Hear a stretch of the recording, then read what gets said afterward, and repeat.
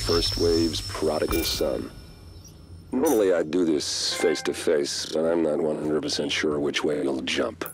You act one way when Ms. Lau is watching, and another way entirely when you're off the leash. That's an interesting contradiction. You see, I think that deep down, you get it. You know, the old rules, laws, governments, those things died on Black Friday. But the feral PMCs, the convicts, the ones smart enough and good enough to take what they need, they'll survive. Me? I'm gonna prosper. Oh, you could too, but you took an oath, right? You got a duty. Those are both ways of saying that your conscience is fucking you. You ask yourself, who has earned a right to tell you what to do? Do you know how many agents died to hold the Dark Zone, just for the brass to give up and put a wall around it? You don't believe me? You should check the place out for yourself. But the people you're working for, they're irrelevant now. Amherst changed how the game is played, and I have got the vision to win. I got Chernenko, I got a DNA printer, and a very interesting recipe book. I'm gonna write my own rules.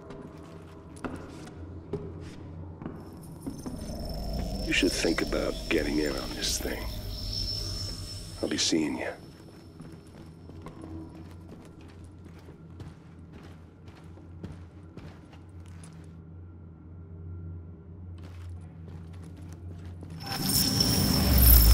Agent, the information you found in that lab was the crown jewel. I think we can break this thing now. But we've got some more information. A voice from the grave. Listen to what Amherst has to say.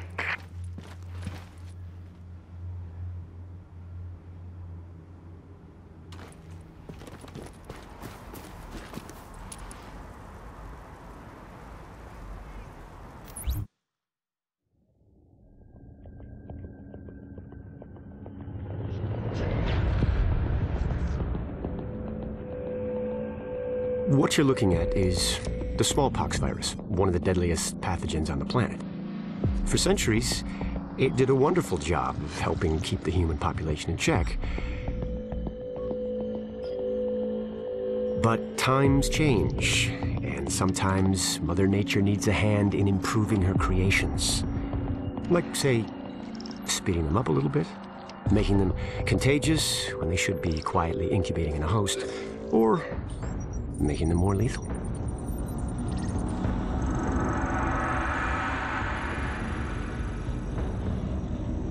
I didn't come up with the approach on my own. My friend Vitaly's one of the pioneers in the field, and the idea has been around for years.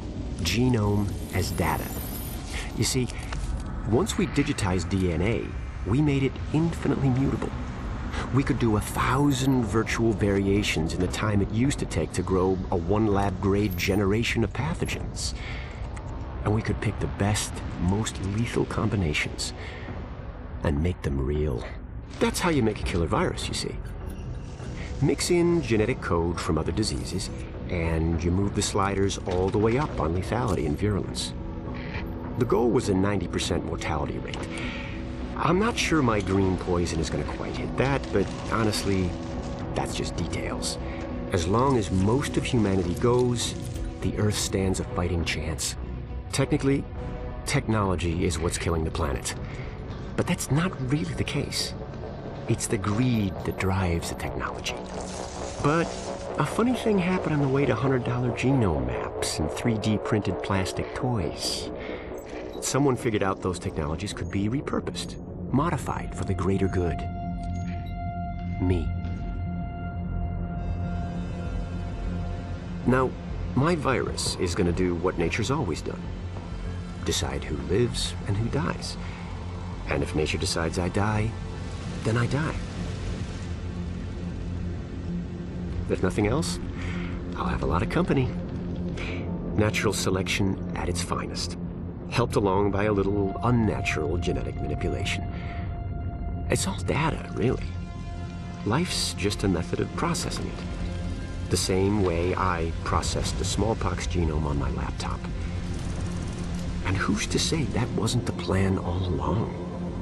If, by some miracle, you survive green poison, then nature's decided you deserve to live. The rest of us shouldn't and won't. Godspeed. I'll see you in hell.